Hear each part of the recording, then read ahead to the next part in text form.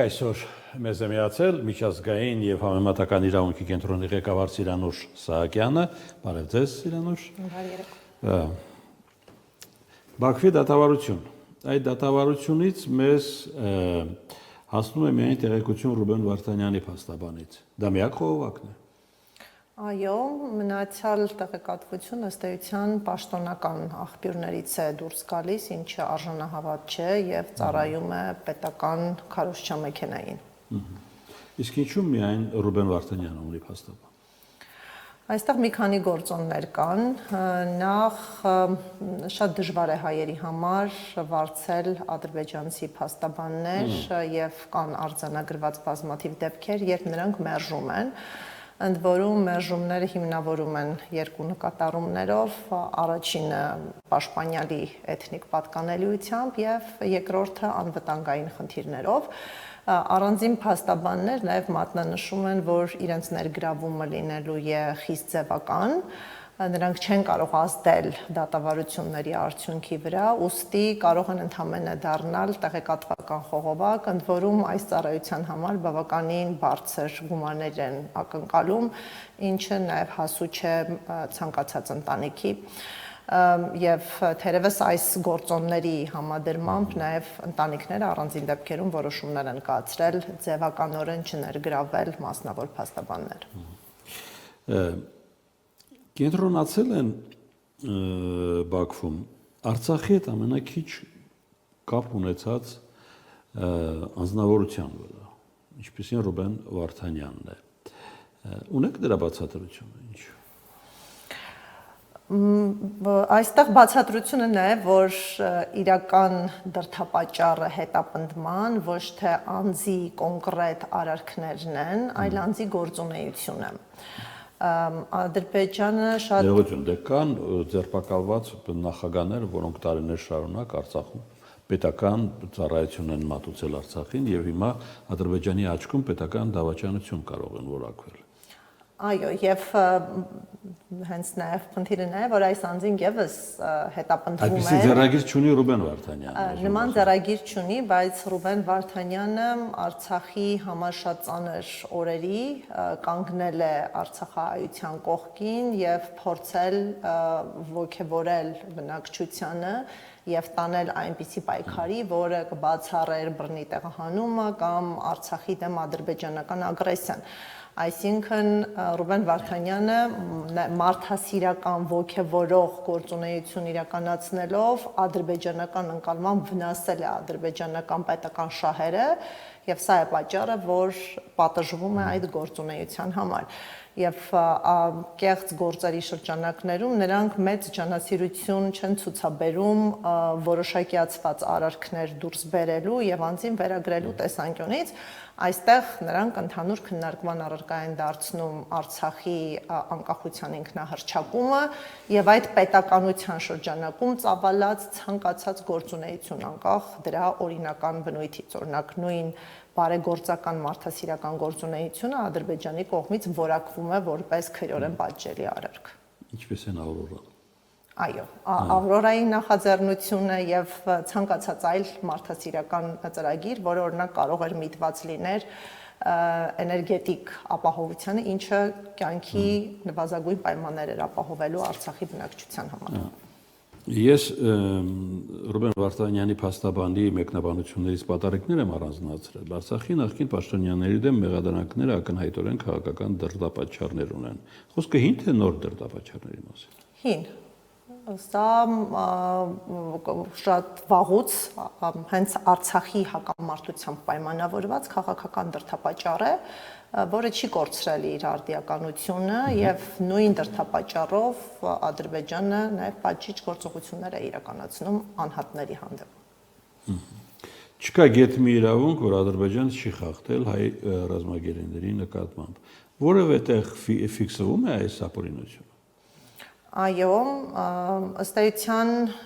կոնկրետ փաստաբանը իր հնարավորության շրջանակներում արձանագրում է եւ անգամ գիտեք ներպետական դատական գործընթացներ են նախաձեռնվել, չմոռանանք, որ ամիսներ առաջ տեղեկատվություն նաև տարածվեց, որ Ռուբեն Վարդանյանի խոշտանգումների հարցով ինքնուրույն հայց է ներկայացվել դատարան, հայցեր էին ներկայացվել նաև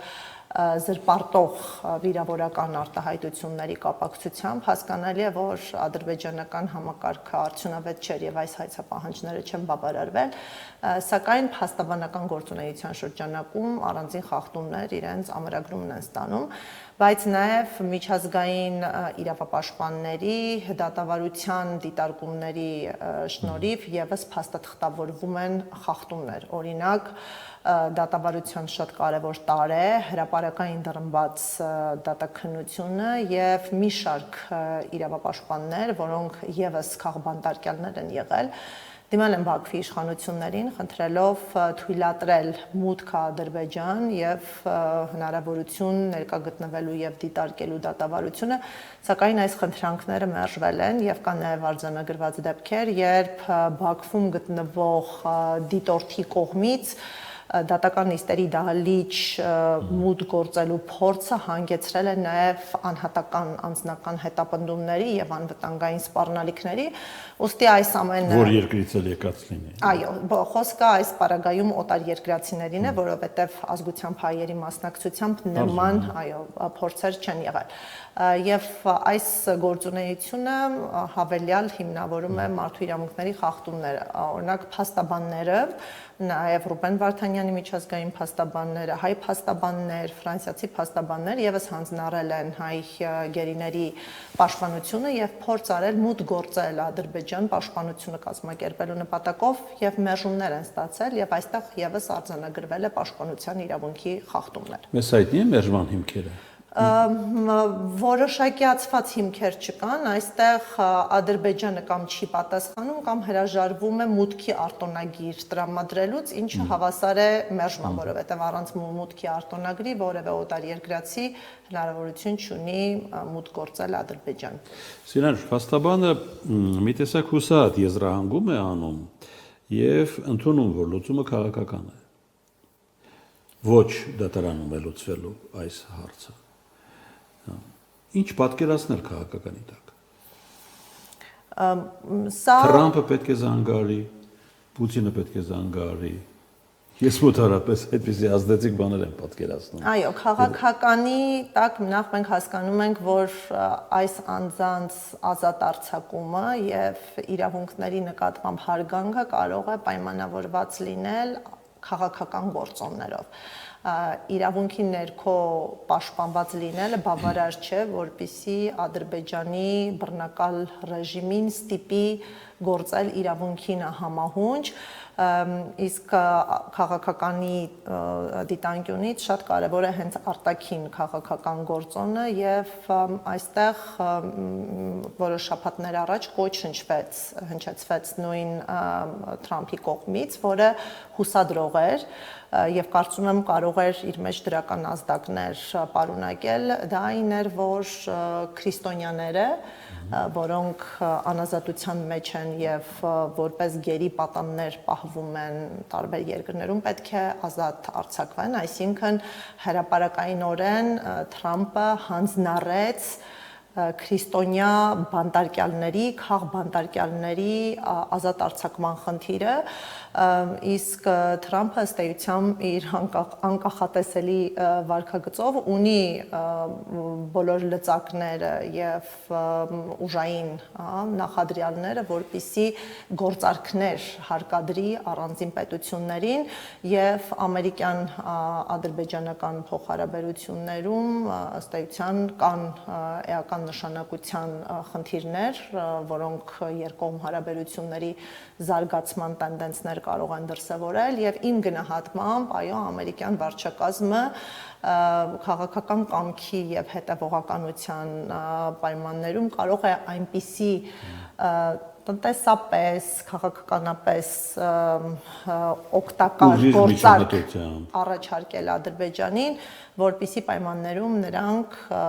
նաև բարձրացնելով վարչակազմի հեղինակությունը լուծեն հայ պատանների ազատ արձակման խնդիրը։ Ես սա իրապես գործնական ուղի եմ տեսնում, այլ հարց է, թե այդ գործոնները ինչպես կաշխատեն, որպիսի այս հանձնառության նկատմամբ պետք է աշխատել այդ ուղղությամբ։ Այո։ Ամենահուսադրողը դա այդ ուղղությունն է։ Այո, կարծում եմ այն։ Ինչքան կարող է տևել այս դատավարությունը։ Այս մեր հաշվարկներով։ Այո, դատավարությունների դինամիկան ցույց է տալիս, որ մինչև տարեվերջ, այսինքն ավելի վաղ ավարտելու ազդակներ չկան եւ ներքաղաքական նկատառումներից ելնելով չենք բացառում, որ եթե մինչև տարեվերջ քաղաքական ու լուծում չհասունանա նրանց ազատ արձակման, ապա արհեստականորեն այդ դատավարությունները ցկցկվեն։ Բայց նախնական այո գնահատմամբ մինչև տարեվերջ այդ դատավարությունները կարող են ավարտին հասցվել։ Ներքաղաքական ասելով նկատի ունեք ադրբեջանական մթնոլորտը քաղաքական։ Այո, որովհետև այս դատավարությունները նախ Հայաստանը գնում է ընտրությունների։ Այո։ Սա որպես արտաքին գործոն ենք մենք դիտարկում, ներքաղաքականի տեսանկյունից կարևորը այն է, որ օրակարգային բազմաթիվ հարցեր Ադրբեջանում եւս շեղվում են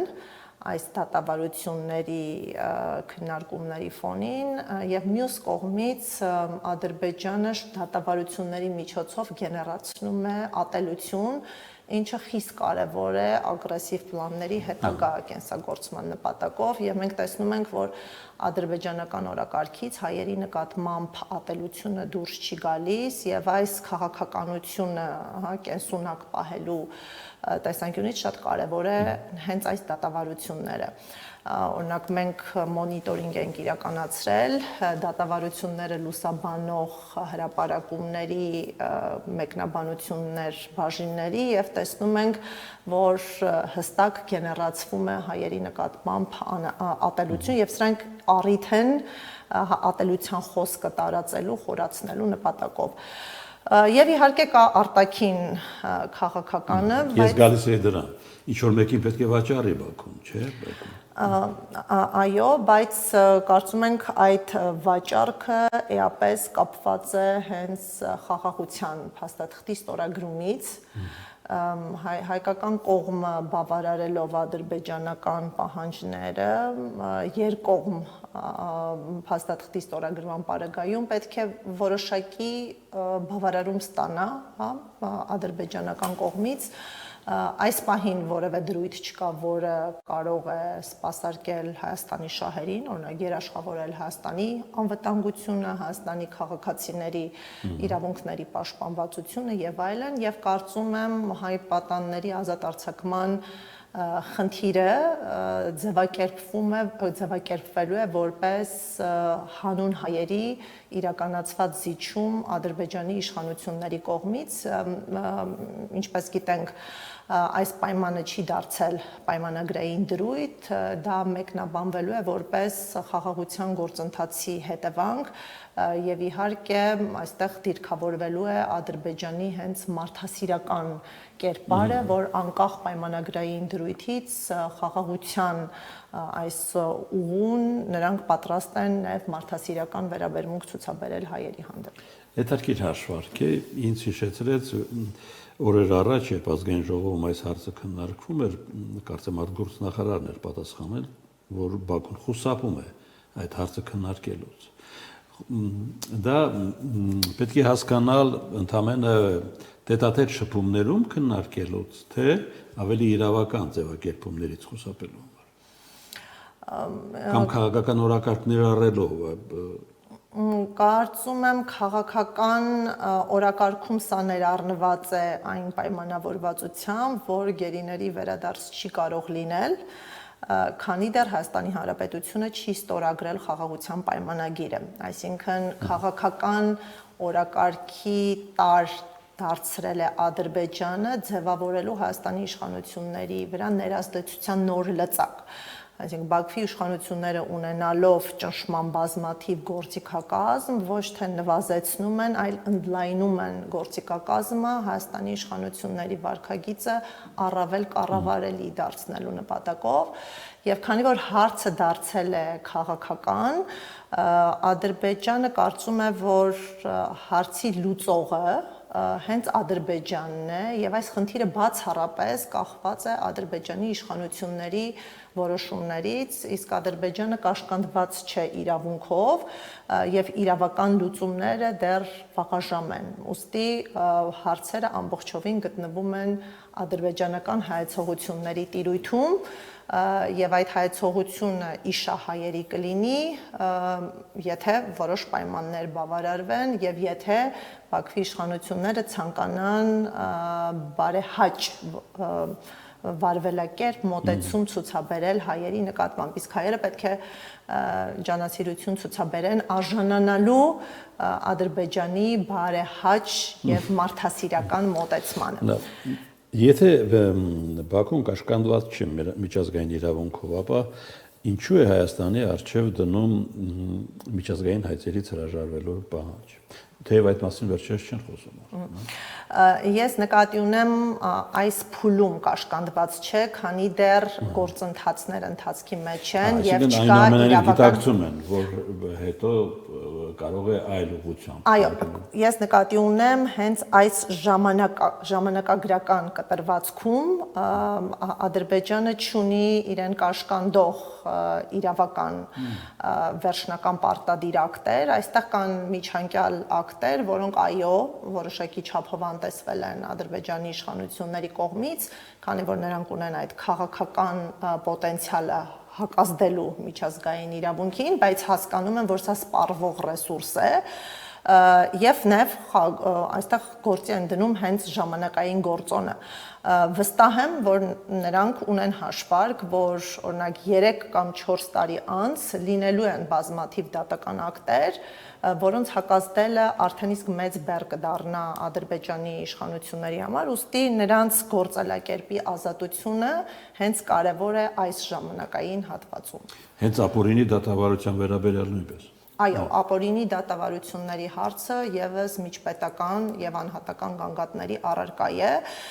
եւ այն, որ ադրբեջանական իշխանությունները վախենում են իրավական գործընթացներից, վկայությունն է խաղաղության պայմանագրում հատուկ կետ նախատեսելը, մենք վստահ ենք, որ այդ կետը ներմուծվել է հենց ադրբեջանական իշխանությունների թելադրանքով։ Սիրանուշ, այսինքն իրավական process, ինչը ցուցադրում է Բաքուն, ուղիղ կապ ունի քաղաքական process-ի հետ։ Դրանք փոխազդեցության մեջ են գտնվում։ Փոխազդեցության մեջ են, բայց մեկը մյուսից անկախ է ավարտվելու պարագայում, ասենք։ Արտաքին քաղաքական կոնյունկտուրան այնպիսի բան է, որ կարող է մի քանի օրում փոխել ամեն ինչ եւ Բաքուն եւ Երևանը հայտարարեն, ինչպես հայտարարեցին, որ մենք ստորագրել ենք համաձայնեցված տեքստը։ Հայտարարեն, որ այսինչ օրս կնքում ենք այդ պայմանագիրը։ Բա դատավարությունը Դատավարությունները որևէ կերպ խոչընդոտ չեն հանդիսանալու երկկողմ պայմանավորությունների կատարմանը։ Մենք ունենք այդպիսի տրիվիալ դեպքեր, երբ ռազմագերիներին ազատ են արձակել եւ հայրենադարձրել Հայաստան ընթացող դատական գործընթացի շրջանակում, այսինքն Բաքվի իշխանությունները նույնիսկ ձևական առումով չեն սպասել դատական նիստի ավարտին կամ, չգիտեմ, դատավճռի հրապարակմանը եւ օրինակ 3 ռազմագերիների հայրենադարձրել են Հայաստանին եւ հետաքրքրական է, որ մենք հետագայում փորձեցինք հասկանալ, թե գործի ելքը ադրբեջանական դատարաններում ինչպիսին է եղել։ Նրանք կասեցրել էին վարույթը այն պատճառաբանությամբ, որ մեղադրյալը գտնվում է ադրբեջանական տարածքից դուրս։ Եվ ինչ է ստացվում, որ ադրբեջանական իշխանությունների դատարանների թույլտվությամբ մեղադրյալը հանձնվել էր Հայաստանի Հանրապետությանը կայացած գործարքի շրջանակներում, ինչը խափանել էր ձևական դատավարությունների անցկացումը Ադրբեջանում եւ ադրբեջանական դատարանները չէին հակազդել, նշելով, որ կա ընթացող դատավարություն, անձ ունի մեղադրյալի կարգավիճակ, որպիսի պայմաններում անհնար է նրանց արտահանձնումը կամ երկրի տարածքից դուրս տեղափոխումը։ Եվ սրանից մենք հետևության ենք հանգում, որ քաղաքական ցանկության պայմանավորվածությունների կամքի պարագայում Ադրբեջանը անգամ սեփական իրավական համակարգի պահանջները չի պահպանում եւ իրավունքը խոչընդոտ չի դառնալու քաղաքական պայմանավորվածությունները կյանքի կոչելու համար։ Եվ որպես ավարտ, Սիրանուշ, ձեր փորձը նաեւ հաշվի առնելով այսպիսի դատավարությունների վերջնարդյունքը, ինչին մենք հետևում ենք, կարող է տևել անվերջ։ Մարդիկ կարող են լինել Բաքվի բանկում եւ կարծեք թե հանրության մեջ հենց այդպիսի սպասում էլ ձևավորվել է, որ ոչինչ չի կարող տեղի ունենալ, եթե ինչ որ բան տեղի չունենա։ Հնարավոր է այդպիսի բան, որ օրերի ընթացքում կարող է ամեն ինչ գլխի վայր շուռ գալ եւ որոշումները կայացեն մեկը մյուսի հետևից։ Կարճաժամկետ հեռանկարում նման որոշման կայացման հնարավորություն ես ինքս չեմ տեսնում, այսինքն նման դրական կանխատեսում չունեմ, բայց երկարաժամկետ հեռանկարում կարծում եմ իրատեսական է քաղաքական ճանապարհով հասնել այս անձանց ազատ արձակման։ Իրավականը պահուստային է, այն զսպող տարբերակ է եւ եթե քաղաքականը օրինակ 2 տարվա կտրվածքում աշխատող չլինի, կարծում եմ օգնության է հասնելու իրավականը եւ դատական իրավական ակտերի գոյությունը փոփոխելու է քաղաքականության գործոնները, այսինքն իրավունքը օգնելու է քաղաքական ճնշման մեծացման, որպիսի պայմաններում հավանական է բարձրանալու է այս անձանց ազատ արձակման հավանականությունը։ Քանի դեռ իրավունքը իր ողջ պոտենցիալով գործողության մեջ չի դրվել, կարծում եմ հայերի ազատ արձակումը բացառապես թողնված է քաղաքական գործոնների։ Այսքանը այսօր շնորհակալություն որ եկաք։ Սիրանուշ Սահակյան, միջազգային եւ համեմատական իրավունքի կենտրոնի ղեկավար։